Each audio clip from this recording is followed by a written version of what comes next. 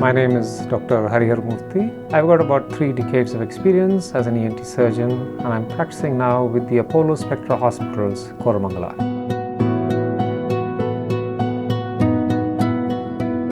Snoring is a problem that has got multiple reasons, and identifying the factors is critical. Obesity is one of them. Obstructions at the level of the nose or nasopharynx are another. Children with adenoids can also have snoring.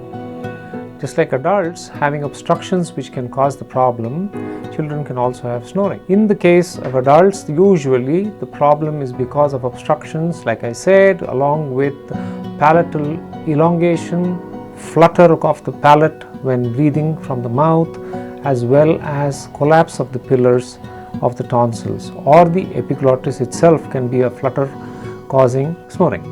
So identifying the cause is critical. Dealing with obesity is one of the important factors of snoring treatment. As long as that is done, we also have to address the local factors like doing surgery for the palate. Sometimes we do restructuring of the palate and the pharyngeal tissues.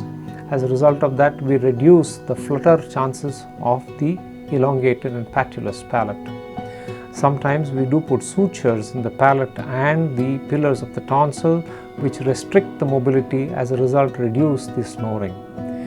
Such are the factors which have to be addressed when dealing with snoring. So a holistic look at the causes for that particular patient would be necessary before we choose the particular treatment which is required for him.